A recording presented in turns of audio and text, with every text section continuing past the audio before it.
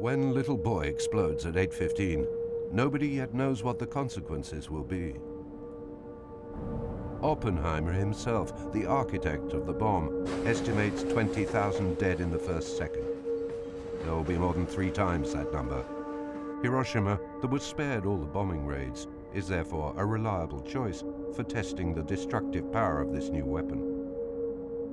When in September 1945, US scientists arrive in Japan with the occupying army, they seize all photos, medical records, and samples taken by doctors since the 6th of August. To handle all this information, an Atomic Bomb Casualty Commission is set up. Under the cover of medical care for the people of Hiroshima, a great deal of information is collected, all intended for a proper inquiry into the effects of the blast. Everything is noted down, photographed, archived, and classified top secret by the US military. Beyond the confines of the ABCC, Japanese doctors are under permanent surveillance by US military police. They're not to ask too many questions if they don't want to lose their license.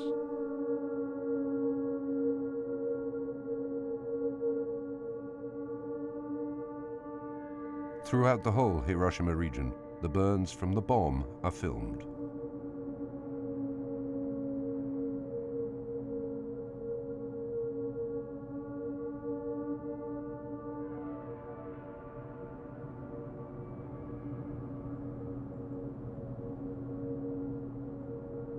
But sometimes mere images are not enough. Kochi's father, too, turns to the ABCC. When he dies, his son wants to recover his body. My brother asked me to contact the ABCC, and I found out that my father's body had been preserved in formaldehyde. He'd been dissected.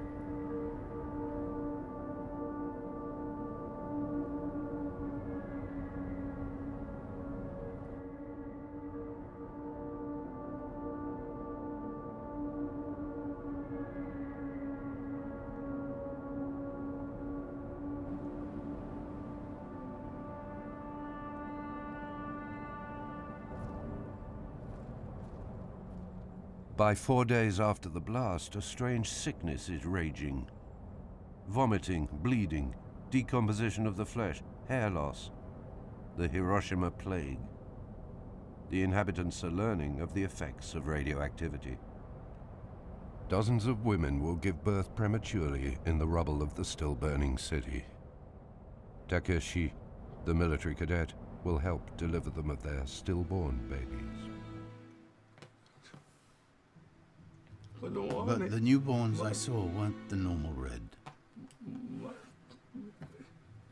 They were white.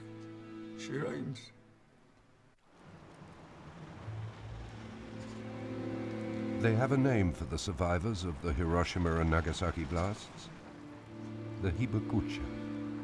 They're suffering from burns, but also from the effects of the radioactivity, cancers, leukemia. In Japanese society, to have the status of Hibakusha gives you access to a pension and to free medical care, but it soon turns on the victims. People are afraid of the Hibakusha. The women will give birth to monsters, the men are all sterile.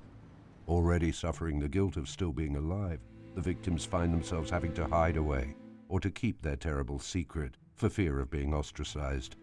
This, in the truest sense, adds insult to injury.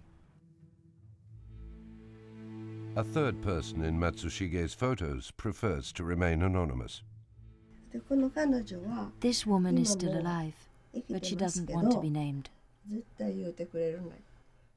I didn't want anyone to know either, but my brother insisted because our father is in the photo.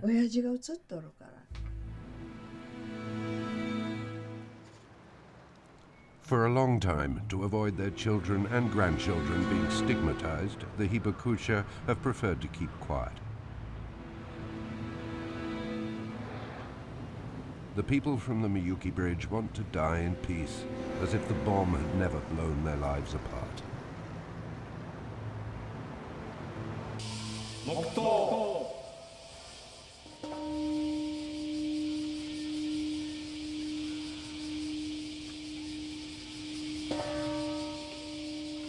Some people need to forget, others need to remember. Every morning at the exact hour that little boy exploded, a bell rings out through the streets of Hiroshima.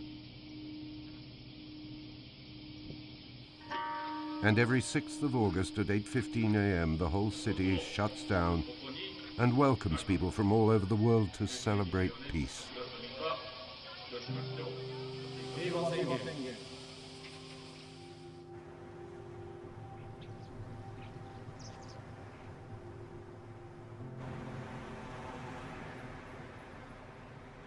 Like many other survivors, Mr. Tsuboi has lived in the shadow of the bomb. Like many, still being alive has given him a mission. The Miyuki Bridge isn't just where all those injured people went. For me, it's where the rest of my life began. It was like a rebirth for me.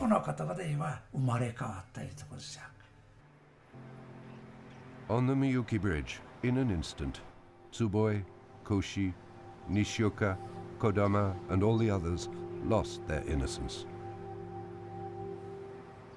It shouldn't have happened. I mean, that endless line of burned victims. It's like I'm watching something I shouldn't.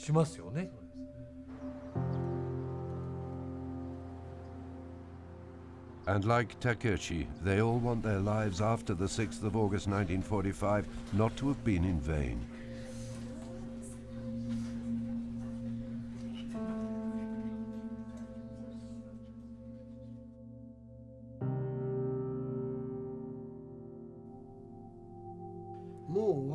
After we die, there will be no one left to tell these stories.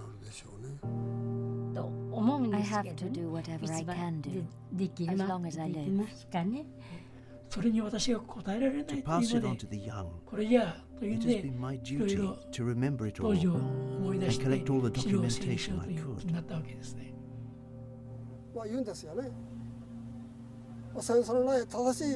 I want them to understand the true value of peace and never to forget Hiroshima. That's what I want.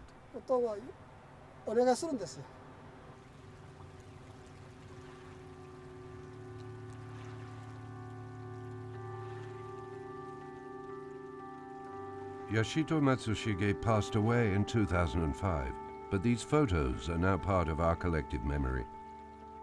They are a homage to the 210,000 victims of the Hiroshima bomb, as well as the one that fell on Nagasaki 3 days later.